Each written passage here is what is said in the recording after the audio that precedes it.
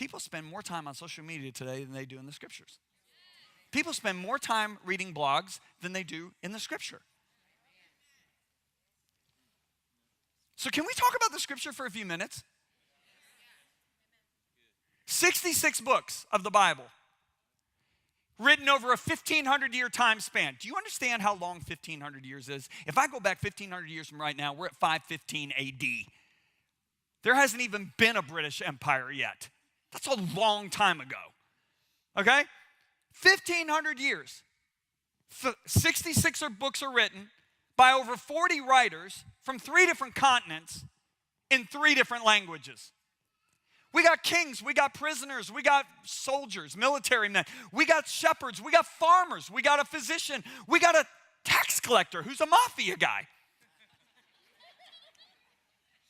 And you put all these guys' books together over 1,500 years. Now, many of them lived in different generations and don't know what the other guy wrote. You put them all together and you get a perfectly harmonized book. Do you know what that's like? That's like looking at 40 different writers over the last 1,500 years and saying, write a chapter of a novel, putting the whole thing together after 1,500 years and having it make any sense.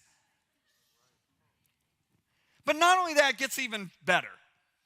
If you look at the Old Testament's 39 books, written over 1,100 years. And the last book of the Old Testament is written 400 years before Jesus is even born. I mean, go back 400 years from right now. There's no Atlanta Braves. You don't even have the Falcons yet. You don't have the United States. I mean, the Pilgrims just got on the boat. That's a long time. The last book was written 400 years before Jesus was even born. Now, you got these 39 books written by all these different authors for over 1,100 years, many of them living in different generations, not knowing what the other guy wrote. And you know what these guys did? They made predictions about the Messiah. Things like he'd ride in Jerusalem on a donkey, he'd be betrayed by a friend, he'd be born in Bethlehem, he'd be called out of Egypt, he would be sold for 30 pieces of silver, he'd be crucified. And they made over 300 predictions, with the last one being made 400 years before Jesus was even born. And you know Jesus fulfilled all 300 of those predictions? So there's a scientist named Dr. Peter Stoner who has since gone to heaven, but he was an expert in probability. Do you know what probability is? If I have a 5-gallon paint bucket and I have 9 white tennis balls and I have 1 yellow tennis ball and I shake them all up and I blindfold somebody and I say reach in and grab 1 ball, the chance of picking out that 1 yellow tennis ball is 1 in 10. Well, he's an expert in this. So Dr. Stoner wants to know, what is the probability that anybody can fulfill these prophecies?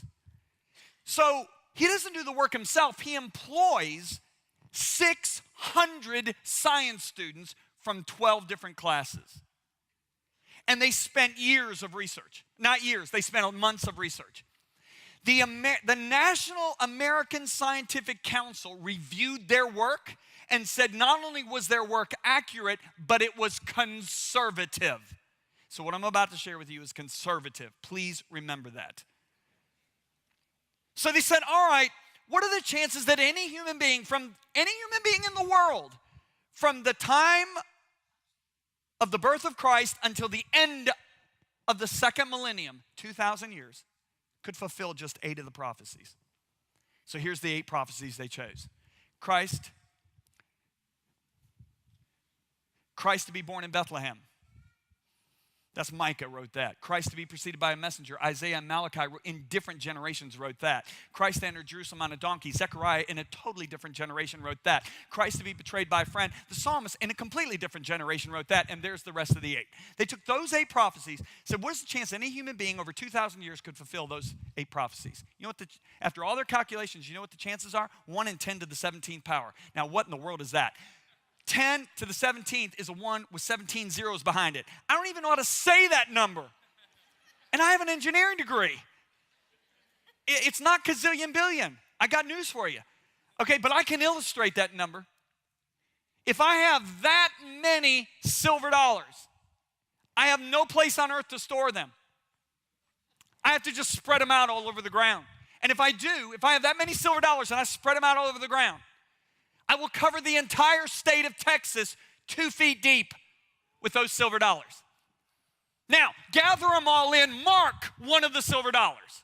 Shuffle them all up, redistribute them all over Texas, blindfold a guy in Oklahoma, put him in a helicopter, start flying over Texas. Remember, it takes 2 days to drive through Texas. At any point, he can say, let down. Then he gets out of the helicopter, still blindfolded. The chances of him picking up that one silver dollar is 1 in 10 to the 17th power, which means that is the chances that any human being could have fulfilled 8 of those prophecies, yet Jesus fulfilled all 8 prophecies.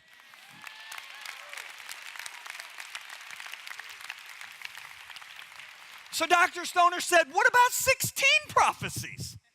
So they do all these hours of calculation, he and the 600 science students. And they say that the chances any human being could have fulfilled 16 prophecies is 1 in 10 to the 45th power. That's a 1 with 45 zeros behind it.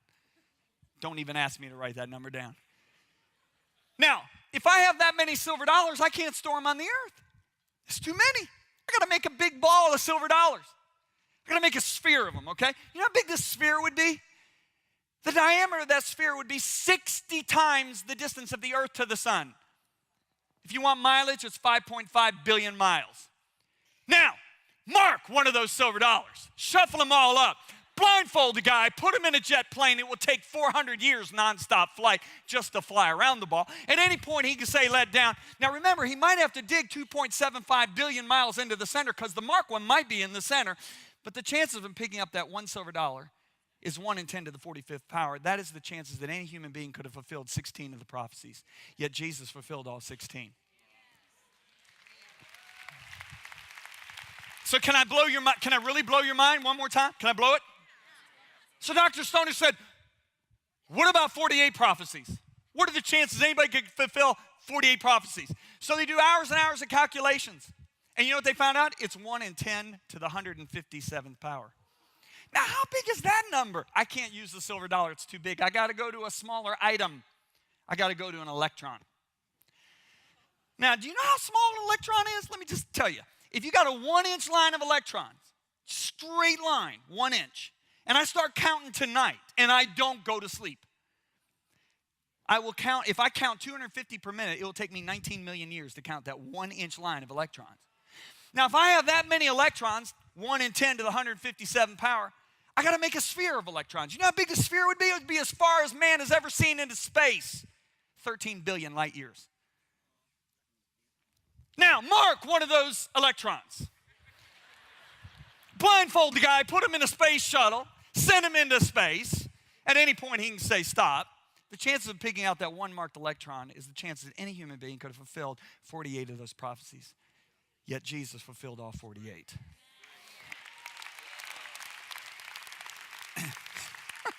So can we review here? Can we review? Okay, we got